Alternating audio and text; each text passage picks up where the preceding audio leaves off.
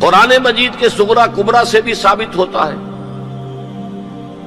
پوری وضاحت کے ساتھ قرآن میں یہ نہیں ہے، لیکن صغرا کبرا قرآن میں موجود ہے، جس کا لازمی نتیجہ ہے جو میں ابھی آپ کے سامنے رکھوں گا، اور احادیث نبویہ سے بڑی وضاحت کے ساتھ ثابت ہے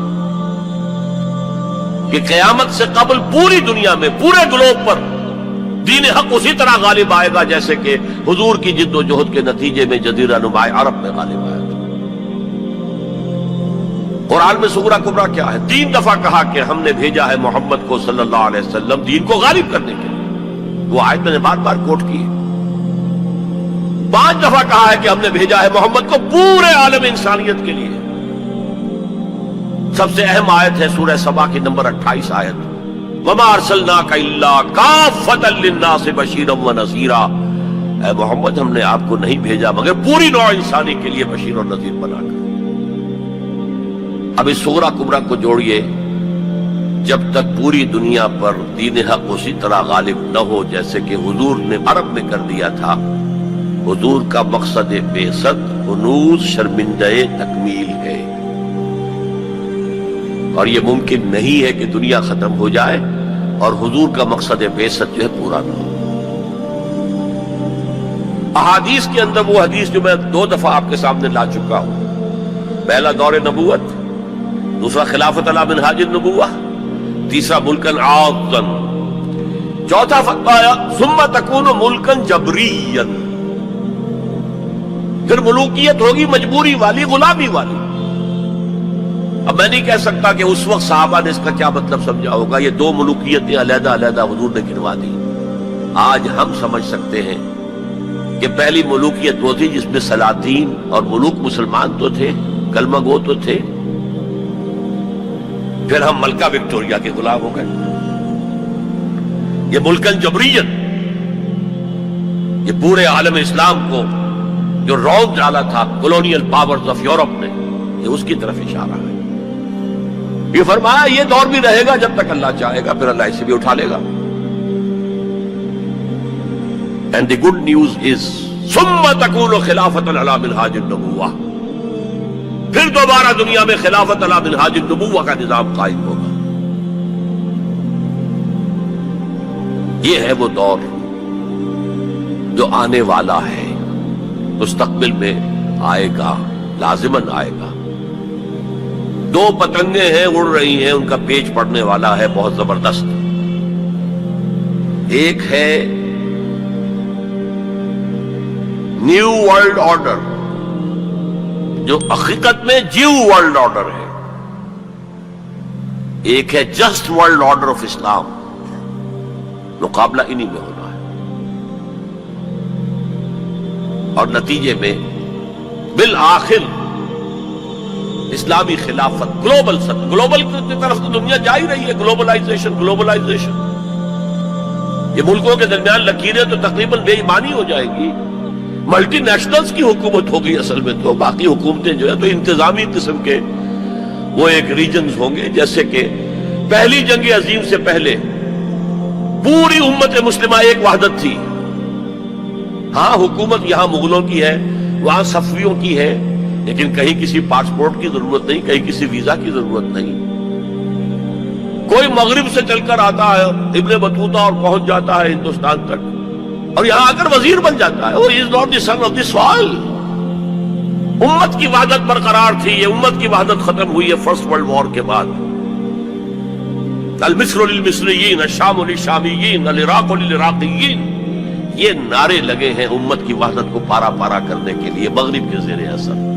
یہ سب سے بڑی سازش تھی امت کی وحدت کو ختم کرنے کے لیے۔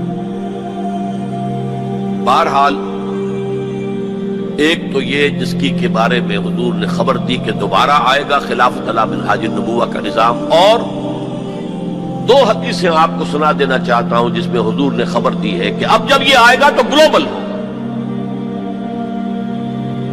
ایک حدیث ہے حضور صلی اللہ علیہ وسلم کے ایک غلام جنہیں آپ نے آزاد کر دیا تھا، حضرت ثوبان رضی اللہ تعالی ان کی روایت ہے۔ عن ثوبان رضی اللہ تعالی عنہ قال قال رسول اللہ صلی اللہ علیہ وسلم ان اللہ زوال الارض اللہ نے میرے لیے پوری زمین کو لپیٹ دیا یا سکیڑ دیا، پوری زمین. فرائے تو مشارقہ و مغاربہ، میں نے سارے مشرق دیکھ لیے، سارے مغرب دیکھ لیے.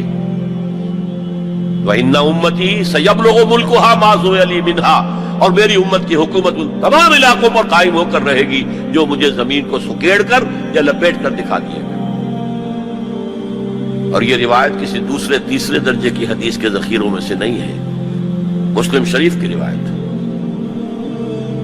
درجہ اول کی کتب.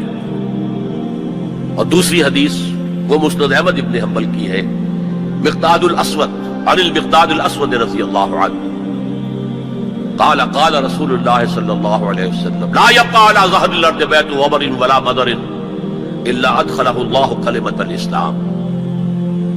اس روئے زمین پر نہ کوئی گھر رہے گا اینٹ گارے کا بنا ہوا، اور نہ کوئی خیمہ ہوگا جو کھالوں کا بنا ہوا، جس میں اللہ اسلام کے کلمے کو داخل نہ کر.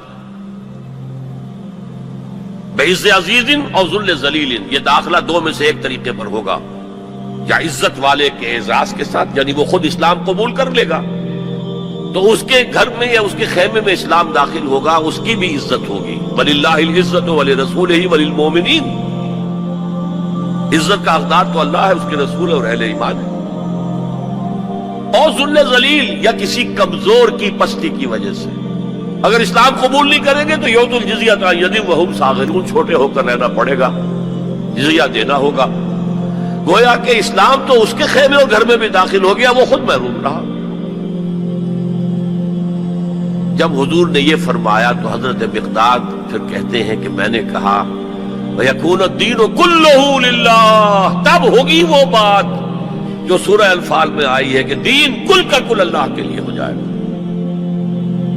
تو یہ تو ہے مستقبل بعید، جس کا سارا دار و مدار میرے بیان میں حالات کے حوالے سے نہیں ہے. حالات میں ہمیں اس کے کوئی آثار نظر نہیں آ رہے، حالات بہت مایوس کن ہیں. لیکن حضور کی دی ہوئی خبریں ہیں، وہ صادق المصدوق، منطقی طور پر بھی میں ان کا قائل ہوں اور حضور کی ان احادیث کی روح سے بھی قائل ہوں. اس سے پہلے جو مستقبل قریب ہے، اس میں ابھی مسلمانوں پر بہت سخت دن آئے گے، عذاب کا کوڑا اور شدید سے شدید تر ہو.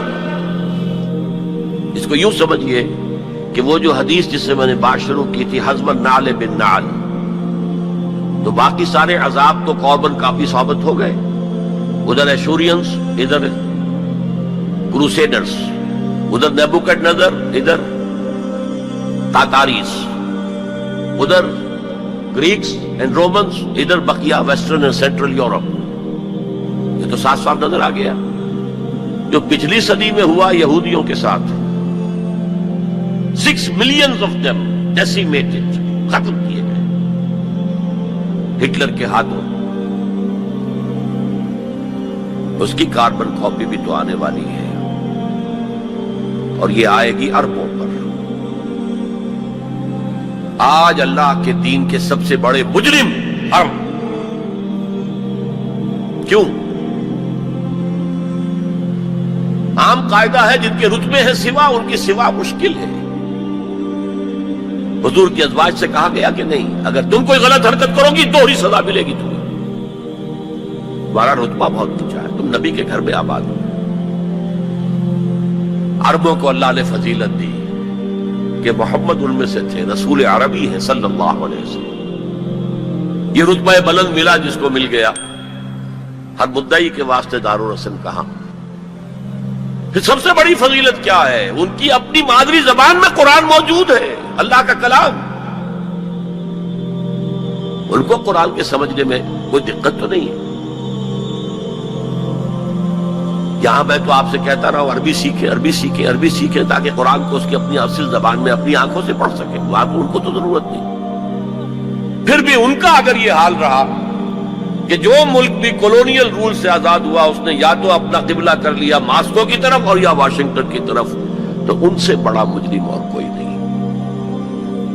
ایک حدیث میں آیا ہے ویل للعرب من شر اقترب، بہت ہلاکت اور بربادی ہوگی ایک مرتبہ ام سلمہ رضی اللہ تعالی عنہا نے ام المومنین پوچھا کہ یہ جو آپ فرما رہے ہیں کہ اتنی بڑی تباہی آئے گی، اتنے بڑے مسلمانوں کے اوپر برے حالات آئیں گے، تو عرب اس روز کہاں ہوں گے؟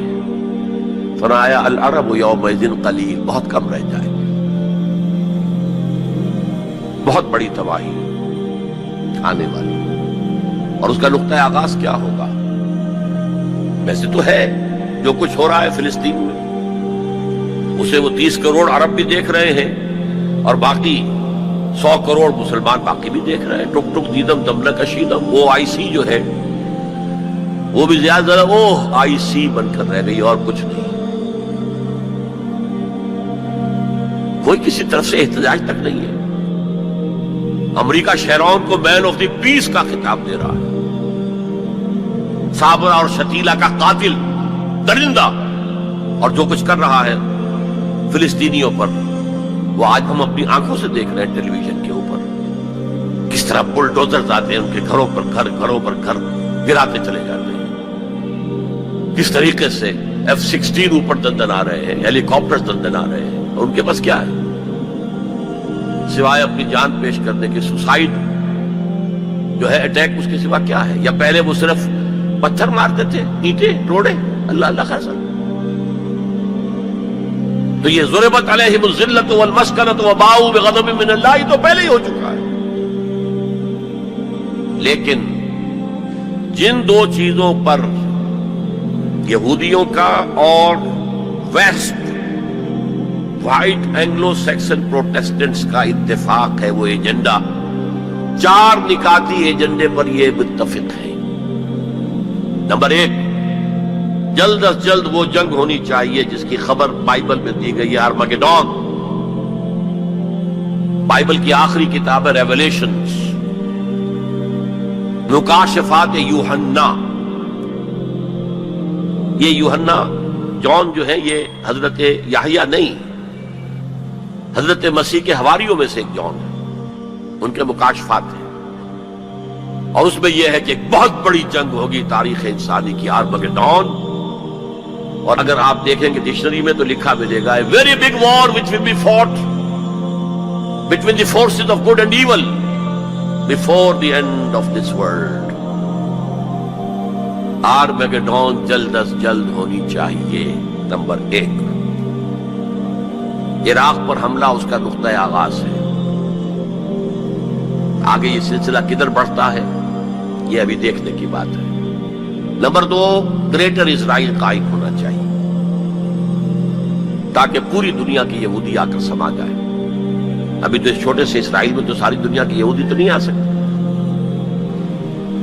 اور یہ کہ فلسطینیوں سے اس ارض فلسطین کو پاک کیا جائے تاکہ نہ رہے بانس نہ بجے بانسری، یہ خودکش حملے بھی ختم ہو جائے۔ یا انہیں سمندر میں پھینکو یا انہیں جارڈن کی طرف دھکیل دو، چلے جاؤ۔ نمبر 3، مسجد اقصی اور ڈوم آف دی راک، قبۃ الصخرہ کو گرایا جائے۔ نمبر 4، ٹیمپل تعمیر کیا جائے، 3rd ٹیمپل، جس کی پوری تیاری کر چکے ہیں، جس کے پورے نقشے بن چکے ہیں، جس کے لیے اس کی جو بھی انٹرنل ڈیکوریشن ہوگی اس کے لیے سب کچھ تیار ہو چکا ہے۔ اور یہ انتفاضہ جو ریسنٹ شروع ہوا ہے یہ شیرون کے دورے کی وجہ سے کہ وہ مسجد اقصی میں داخل ہوا اور وہ دیکھ رہا تھا جگہ کہاں سے ہمیں فاؤنڈیشن بنانی ہے اور کیا کرنا ہے۔ 4 باتیں گنوائی میں نے، 5ویں بات ایک اور بھی ہے کہ جب 3rd ٹیمپل تعمیر ہو جائے تو تھرون آف ڈیوڈ لا کر وہاں پر رکھ دیا جائے۔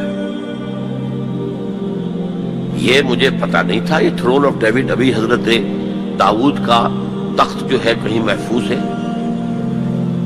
یہ پروٹیسٹنٹس کا ایک رسالہ نکلتا ہے دی ٹرمپٹ، فلاڈلفیا سے، امریکہ کے شہر فلاڈلفیا سے، دی فلاڈلفیا ٹرمپٹ، اس میں پتا چلا یہ ایک پتھر تھا جس پر بٹھا کر حضرت داؤد کی تاج پوشی کی گئی تھی، اسی پر حضرت سلیمان کی تاج پوشی ہوئی، اسی پر بعد میں ان کے اور جو بھی تھے حکمران ان کی تاج پوشی ہوتی رہی۔ وہ پتھر ٹائٹس نے جب گرایا ہے یروشلم کے اس 2nd ٹیمپل کو تو وہ اپنے ساتھ لے گیا، وہ روم پہنچ گیا روم سے آئرلینڈ پہنچ گیا، کیتھولک ملک ہے بہت بڑا، وہاں سے اسکاٹ لینڈ آیا، وہاں سے انگلینڈ میں آ گیا، اور اسے رکھ دیا گیا جو ان کی پارلیمنٹ کے ساتھ جو گرجا ہے، اور 14ویں صدی عیسوی میں اس کو ایک کرسی میں بلڈ کر دیا گیا سیٹ کی حیثیت سے، اب وہ تھرون ہے، اسی کرسی پر بٹھا کر انگریز جو بھی بادشاہ ہوئے اور جو ملکائیں ہوئی ان کی کورونیشن ہوئی ہے، وہ وہاں سے لا کر اب یہاں رکھا جائے گا۔ البتہ اس کے بعد ان کے ایجنڈے مختلف ہو جاتے ہیں۔ یہودی سمجھتے ہیں ہمارا مسیح آئے گا، وہ اس تخت پر بیٹھ کر دنیا پر حکومت کرے گا۔ اس کے لیے بھی سمجھ لیجئے ان کے مسیحا سے مراد کیا ہے۔ ان کے ہاں چلی آ رہی تھی پیشین گوئیاں کہ ایک مسیحا آئے گا جو تمہارے دلدر دور کرے گا، تمہیں عظمت تک پہنچائے گا۔ وہ حضرت مسیح آ گئے، انہوں نے مانا ہی نہیں، تو وہ پیشن گوئی جو ہے ابھی موجود ہے۔ دی پوزیشن از ویکنٹ، ابھی تک وہ مسیح نہیں آیا، they are waiting for their مسیح، اس لیے کہ مسیح کو تو مانا نہیں۔ اور عیسائیوں کا خیال ہے حضرت مسیح کا جو سیکنڈ نزول ہوگا، سیکنڈ کمنگ، تو وہ اس تخت پر بیٹھ کر حکومت کریں گے پوری دنیا پر۔ یہ ایجنڈا ہے۔ کوئی سبب معلوم ہو سکا ہے آج تک کہ عراق پر کیوں حملہ کیا گیا؟ اور کمال ہے کہ اس قوم نے پھر اسی شخص کو منتخب کر لی۔ 9/11 کس نے کیا اس کی کوئی کبھی تحقیق ہوئی ہی نہیں، روک دیا گیا۔ جب شروع میں تحقیق شروع ہوئی تھی تو پہلے تو بیان آیا تھا بش کا کہ یہ لیک کیوں ہو رہی ہیں چیزیں اس سے، اور پھر سسٹم روک دیا گیا۔ یہ سارا جو معاملہ ہے، history is going towards that direction. لیکن بہرحال اس میں جو مسجد اقصیٰ کی شہادت کے بعد اور قبۃ الصخرہ کے گرانے کے بعد جو خون کھولے گا عرب نوجوانوں کا، اس کا آپ اندازہ نہیں کر سکتے۔ عرب کے اندر جوش تو اب بھی ہے، نوجوانوں میں بہت ہے۔ وہ ایک ایسی بات ہوگی کہ جس پر خون جوش کھائے گا، اور اس سے پہلے تو یہ حکمران کہ جو ویسٹ کے گماشتے ہیں یہ انہیں قتل کریں گے، بھونیں گے، اور پھر یہ کہ کرسچنز اور جیوز، اور انہیں جیوز میں سے اینٹی کرائسٹ بھی کھڑا ہو جائے گا، دجال۔ یہ مقابلے ہونے ہیں، لیکن میں اب تفصیل میں نہیں جانا چاہتا۔ لیکن ان کے ذریعے سے عالم عرب پر تو بہت بڑا، بہت سخت عذاب آئے گا۔ باقی عالم اسلام دوسرے درجے میں ہے، مجرم۔ ہم سمجھتے ہیں کہ نمبر 2 پر ہم مسلمانان پاکستان ہیں، جنہوں نے اس ہندوستان کی تقسیم اسلام کے نام پر کروائی، اور 57 برس گزر گئے ہیں کہ اس اسلام کا کوئی نام و نشان وہاں نہیں۔ وہی اسلام ہے جو ہر جگہ ہے، یہاں بھی ہے، مسجدوں میں آپ بھی جا رہے ہیں، ہم بھی جا رہے ہیں۔ لیکن وہ اسلامی نظام جو کہا گیا تھا کہ اسلام کے اصول حریت و اخوت و مساوات کا ایک نمونہ دنیا کو دکھانا چاہتے ہیں، وہ کہاں ہے؟ لیکن یہ کہ جہاں تک عرب پر اس عذاب خداوندی کا تعلق ہے، اس کا تو مجھے یقین ہے ہوگا، اور ہولوکاسٹ سے کم 10 گنا ہوگا۔ خاکم بدہن، جیسے نیبوکڈنیزر کے ہاتھوں جتنے مرے تھے، اس سے 100 گنا جو ہے وہ تاتاریوں کے ہاتھوں مرے۔ لیکن یہ کہ باقی امت جو ہے، شاید اللہ تعالی ہمیں ہدایت دے دے، شاید اللہ تعالیٰ قوم یونس کی طرح ہمیں توبہ، اجتماعی توبہ کی توفیق دے دے۔ اللہ کی رحمت سے ہم اس اعتبار سے مایوس نہیں ہیں، اپنی جو بھی ہماری بساط ہے کوشش کر رہے ہیں کہ وہاں پر اسلامی نظام آ سکے جس کے لیے وہ ملک بنایا گیا تھا۔ بہرحال یہ ہے میرا تجزیہ مستقبل کے بارے میں۔ دین کی بات پھیلانا صدقہ جاریہ ہے، ثواب کی نیت سے ویڈیو کو شیئر ضرور کیجیے۔ جزاک اللہ۔